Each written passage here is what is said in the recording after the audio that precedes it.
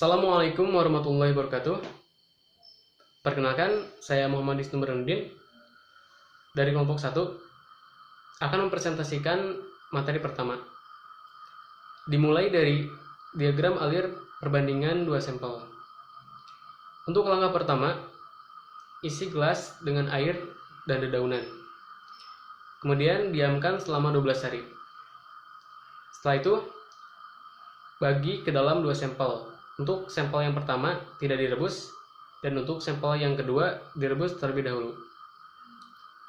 Ambil sampel air untuk dijadikan sebagai objek. Setelah itu, amati dan bandingkan dengan menggunakan mikroskop. Dari hasil pengamatan kelompok kami, untuk sampel 1 dengan perbesaran 40 kali mikroskop, mikroorganisme terlihat dan hidup. Sedangkan pada sampel yang kedua, yang direbus terlebih dahulu, tidak terlihat adanya tanda-tanda kehidupan. Kemudian untuk perbesaran 100 kali mikroskop, pada sampel pertama terlihat adanya gumpalan hidup. Sedangkan untuk sampel yang kedua dengan perbesaran yang sama, yaitu 100 kali mikroskop, hanya terlihat gumpalan mati. Bisa dilihat. Dan untuk percobaan atau pengamatan yang ketiga, dengan perbesaran 400 kali mikroskop, pada sampel pertama semakin terlihat adanya pergerakan. Sedangkan pada sampel yang kedua dengan perbesaran yang sama pula, semakin terlihat tidak adanya pergerakan atau tidak adanya pergerakan sama sekali. Dan yang terakhir, untuk sampel 1 dengan perbesaran 1000 kali mikroskop, mikroorganisme terlihat dan hidup. Jadi terlihat pergerakan dari mikroorganisme. Sementara untuk sampel yang kedua dengan perbesaran 1000 kali mikroskop, semakin jelas tidak adanya pergerakan.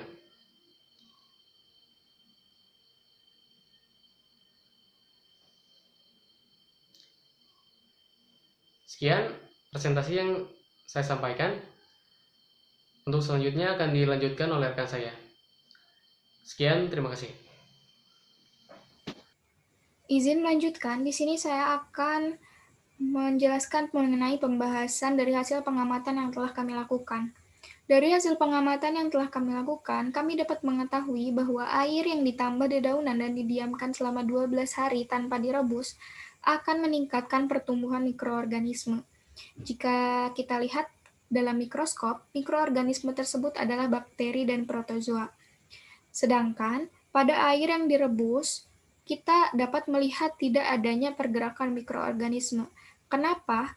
Karena bakteri akan mati apabila dalam suhu minimum 75 derajat Celcius.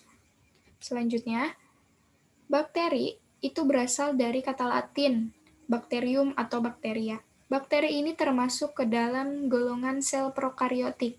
Mereka sangatlah kecil atau mikroskopik, hanya dapat dilihat menggunakan mikroskop, dan kebanyakan uniseluler atau bersel tunggal, dengan struktur sel yang relatif sederhana tanpa nukleus atau inti sel, sitoskeleton, dan organel lain seperti mitokondria dan kloroplas. Sedangkan protozoa merupakan salah satu kelompok subkingdom dari anggota protista. Protozoa berasal dari bahasa Yunani yaitu protos yang artinya pertama dan zoon yang artinya hewan. Jadi, protozoa adalah hewan pertama atau hewan tingkat rendah yang hanya bersel satu. Ya, saya dan Asin akan melanjutkan pemaparan percobaan mengenai sel tumbuhan yang dijelaskan dalam diagram alir berikut. Langkah pertama, ambil satu helai daun hidrolia verticillata, letakkan pada gelas benda, kemudian tetesi air dan tutup dengan gelas penutup. Amati di bawah mikroskop dengan pembesaran yang ada. Kemudian dari hasil dari pengamatan di bawah mikroskop berikut, kami mendapatkan gambar pada perbesaran 100 kali dari ukuran sebenarnya terlihat dinding sel pada tumbuhan. Lalu, pada ukuran 400 kali dari ukuran sebenarnya, makin terlihat lagi bentuk dinding sel yang kotak ini dan kloroplas yang ada. Ya, dan akan dilanjutkan.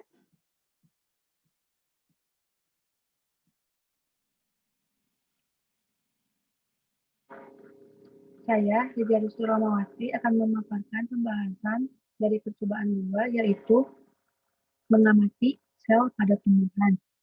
Pada mikroskop dapat terlihat dinding sel dan kloroplas. Fungsi dari dinding sel ini sebagai pembatas ruang untuk pembesaran sel-sel tumbuhan.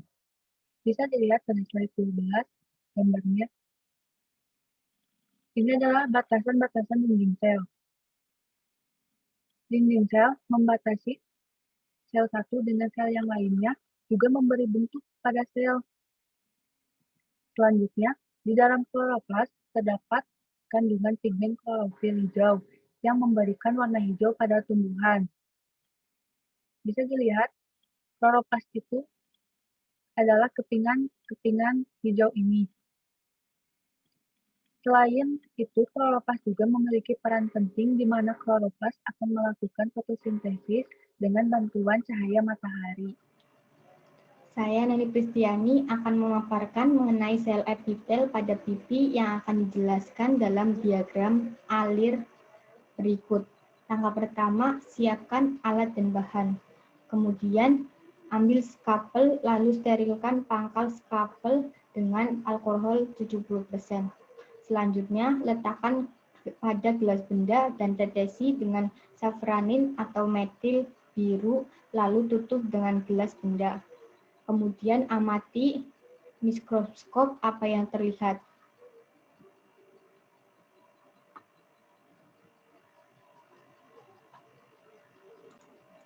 Dari pengamatan mikroskop berikut, kami mendapatkan gambar pada perbesaran 100 kali dari ukuran sebenarnya terlihat sel epitel pada pipi manusia. Selanjutnya, pada perbesaran 400 kali dari ukuran sebenarnya terlihat nukleus pada sel. Selanjutnya, pada perbesaran 1000 kali dari ukuran sebenarnya terlihat jelas inti sel titik yang ada di tengah dan sitoplasma terlihat seperti telur goreng.